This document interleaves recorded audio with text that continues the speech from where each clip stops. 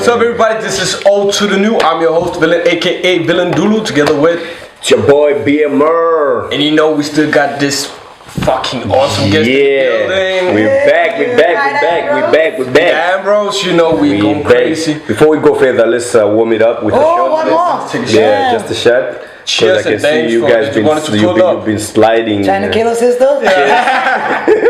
Maybe a little bit.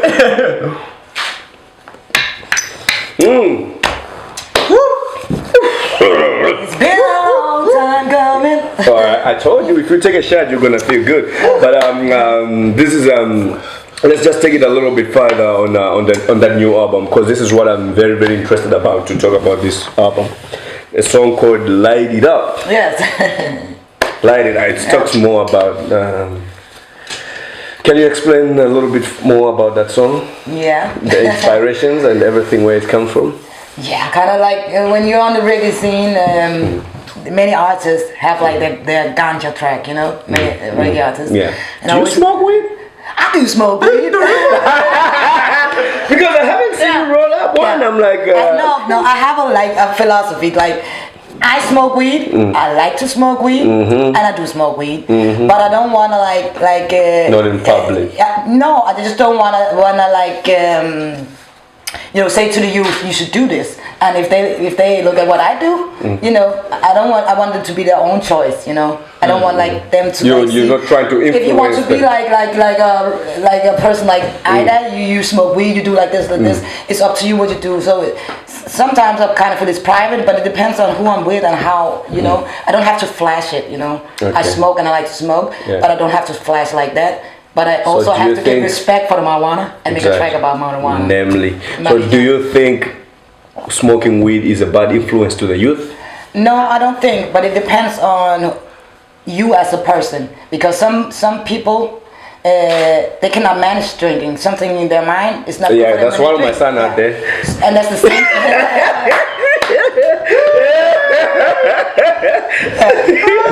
Yeah, I'm sorry.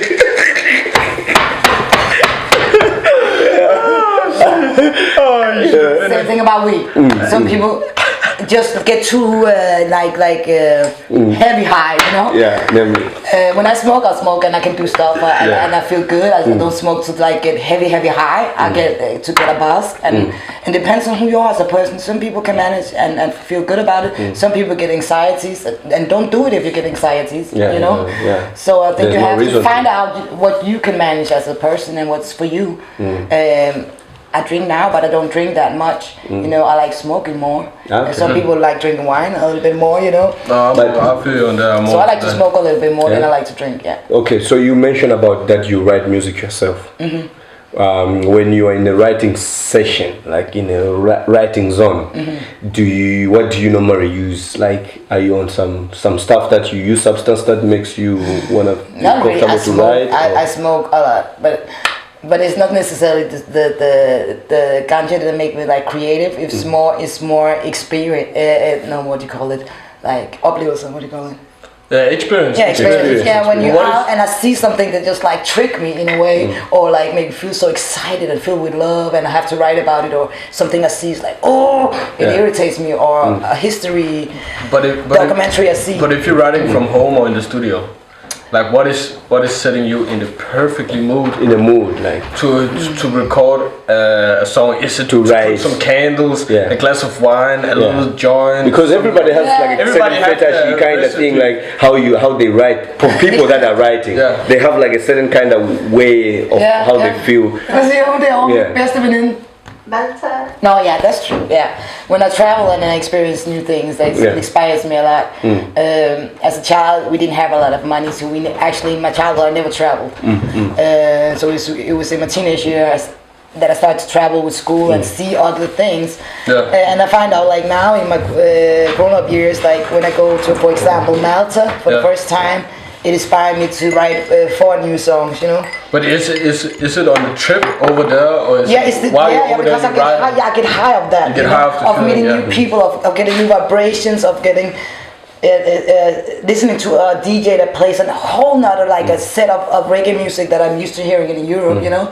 So all that kind of different music and it smells and it's all my senses. That's an expensive way to write music. It's like if you're on a record deal, then you have to be like, oh, I need to write music, so please get me a ticket to Bahamas. I'm gonna remember that one. Okay. Well, it's the same thing. Many artists go to a summer house and make a camp where they write. Yeah, exactly. When I travel, I get so inspired. When I come home, it's like, and on my way, it's like, I have so much I want to say, and even it could be when I go to demonstrations in Denmark, it really inspired me to write a song called Freedom, because I saw how the people were reacting and how the power of the people. It was actually because it scared me that a song I was singing Fire or something or some other song, and before I sang that song, I said something, I don't know, like we have to stick together, and this fight is for the children, for us, for our freedom. Fight for our freedom. And then the audience like went whoa, and I got like shit. It's kind of a scary feeling that people reacting so quick with emotions, know. But that's why I say that you have a leadership. Maybe you just don't see it in you, but you really have a leadership. But I'm just scared of that. I know what you mean. Sometimes you just gotta you just have to take it all the way. The ownership of people can already see that you got that leadership. So just go full in on it. But sometimes it's hardly for a person to see what you got in you, because nobody knows what you got. Exactly. You feel me? Until somebody else come and tell you like, you can be something else. Even the players, sometimes they don't even know that they can play football until you come and say like, oh bro, I've been watching you from far. Exactly. Then you kind of notice like, okay, really? So let me go hard. So like when I listened to your music, I was like, damn, this woman, she really got some fire on it. This is like kind of shit. So maybe you don't feel that way yourself, but me as a person telling you, I'm a music guy too. I write music, I make music, I love music. So when I listen, I feel it. I'm like, this is fire, and there's a leadership in here. So when you go out today, when you leave this studio, think about on that leadership. But sometimes it's hard when even when I was doing a lot of music here, but I didn't feel like Denmark's not that big of a reggae audience, so it's very hard to feel like you were like reaching anybody, But when I met to Malta, they was like kind of good, really good, and they gave me a confidence that maybe I should write more songs, maybe I should try to do this English reggae and really believe in myself, and then really. That support it's so crazy, but that support from when I went to Malta, it was just out of the blue, and I got a gig over there, and whatever. But that really maybe you should do English music more, so you can reach people like. But that's a very good idea, because it's only 5,000 people here, 5 million people here. So if you make Danish music, it's a limited kind of music. But you are making music in English, which is gonna reach out to everybody. If your music was in Danish, I wouldn't fuck with it, even though it was good, because I skip. First of all, I don't understand, and then second of all, I kind of find it boring to listen to music that I don't really understand. So I will skip your music, but now I'm paying so much attention to your music because I can relate to. So it's a very good thing that you are putting your music in English, because then you're catching the audience from here and the outside. So that has to be an inspiration for the youth, because exactly what you said. If I didn't do that, change to English, because actually I have to give thanks to my friend who's here today, Charlotte. Shout out. Because I was making a lot of music, and that's in Danish, and that's where I met the band Raggateers. And I've been writing music for so long in Danish with a group I was in for many years. So I didn't have to, because so many artists are writing music. Is their first language English? It's like Jamaican, having trained everything. So me coming in there and being as good as them, have the same versatile vocabulary and all this stuff. I wasn't feeling it. I was like, okay, I really got to practice if I have to, write music like that in English. And she was like, you can do it. Just believe in yourself and try to do it, because you have the feeling, you have the message, you have everything. So translate that in English. Don't be so insecure, Do it, please do it. No. And then I did, and the more and more I got confidence I got, Now when you're saying you're getting the most inspiration when you're out traveling, you were mentioning Malta. Have you thought about, I don't know exactly, but have you thought about, you saying that you're getting almost more love over there when you show them your music. Have you ever thought about like promoting your music maybe more out of Denmark? Yes, definitely. Because me and Alex, we live here in Denmark. We got people listening to our music in Denmark, but the majority of the people listening to our music is people in Africa and USA. Yes. And we just found out if we promote it to here in Denmark, nobody's gonna listen to this shit. You're gonna have 500, 1,000 views. If you go across the country, people and don't feel bad about really it, because respecting it's not about you. No. It's about what we are brought up with, you know. And also here in Denmark, we've been having the reggae, the dancehall scene for quite a while now.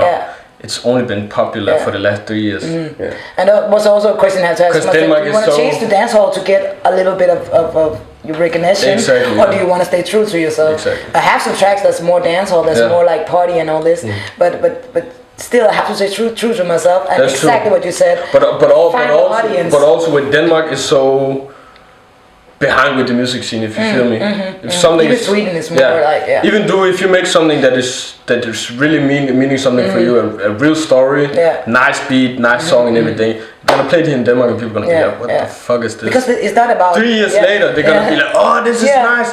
I made it 3 years ago. I made it 3 years ago. What the fuck? Oh, did you make it yesterday? I made it 3 years ago. Even this record, many of the songs I wrote in 8 years ago, and everything went wrong. I was like so sad. Why didn't the EP come out yesterday and like 4 years ago? But everything went wrong with this EP. But in the end, it was a blessing because people wasn't ready for this kind of message just 8 years ago, you know. So they're more ready for the message I have in my songs now than they were 8 years ago. So sometimes it's a blessing when your music doesn't like catch people and you go on a journey, you find out, okay, Marius in Sweden or in Germany or in Malta, you know. You can also be like that. Sometimes you can make music for years and your music don't catch anybody's ear until you make that one song. And then people, when they listen to that one song, that catches everybody's ears, and then when they go back to what you've been doing, and it's like, oh damn, this person has been dope since. There's this old story about a jazz musician in the USA. He's making music his whole life. Didn't got any recognition at all. Then when he was I think it was 70 or something, they made a TV program to see if they could find this person. They find this person and he was like, no, nobody loves my music. You know, you're like Elvis Presley in Africa. He's like, what the fuck? They took him to Africa. He got collected in a limousine. He went to a big stadium, performed in front of I don't know how many thousand people. And he never got recognizing, and people never knew who he really was. But when he really got into it, he found out, he was big in fucking Africa. And maybe that was his blessing, because then he didn't like get all this attention and all this distractions. But there will always be that, even a small or big fan base, there will always be somebody in the world who will be fucking with your music, like really fucking huge with your music. And that's the thing, you just gotta find the right audience. Exactly. And that's what you have to find out. What do you want as a musician? Do you want the money? Do you want the liquor and the women and the long career? Do you want to show your stuff and all that, or do you have some other wishes? You know. So you growing up as in the 80s, back in the days, making reggae music and stuff.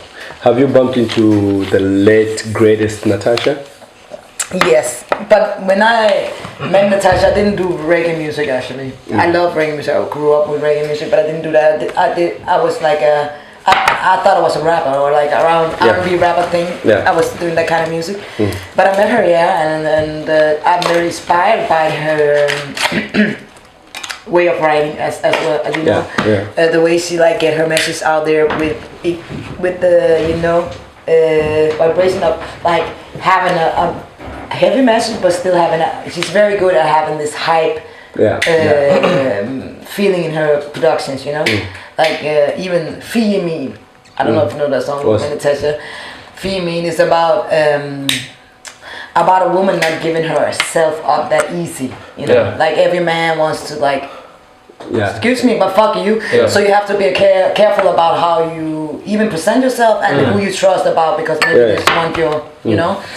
So even that was a very inspiring and strong message for the youth, that it's not all about your looks, it's not all about, you know, the sexual thing. And I found also as myself, if you find something you're good at, that's where you really feel stronger than relying on your looks, or you know.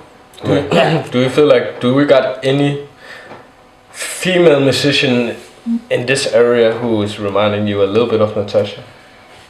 It's very hard. Not even to put Natasha in the wrong place. No, but it's so, and it's so hard. With the respect. Yeah, with the respect With for the Natasha. respect. Yo, we have to think about that, but it's a very hard question because not exactly, but you got somebody. But I actually have to and admit that sometimes I feel like I'm a hater because I don't like the females or males that I hear doing music. Can you speak more about that? What do you don't like about it? That the lyrics, the message in the song, that you can do a party song, but doesn't have to be about slapping the punani or I don't know. It's so vulgar. It's so many of the songs are very vulgar. It's very like about sex, how you look. Everything not about developing as not that everything has to be serious, but it's very hard for me that the most confident compliment you can get as a woman is your features, and that is not what makes you feel. It may give you confidence, but it doesn't give you self-worth, and that's why people try to. In my mind, people try to like overcompensate, like even get more naked in the videos, and it's okay if you want to do that, but it shouldn't be the reason why you do is to get talent out.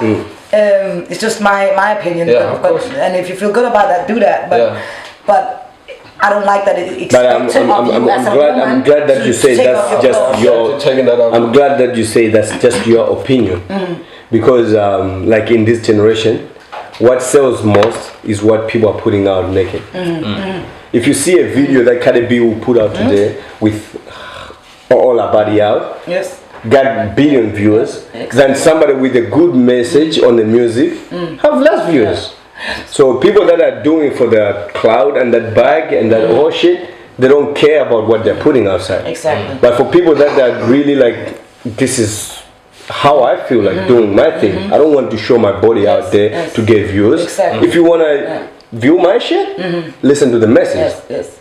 Exactly. You get so on point because it's a very hard struggle as a female artist because first of all it's expected of you to look nice, and of course you can look nice. Exactly. But to look nice doesn't mean you have to take off your clothes. Sometimes even think a woman's more beautiful, more sexy when she shows her curves with clothes on. And even I think the personality is the most sexiest shit. Yeah, confidence actually is the most attractive thing.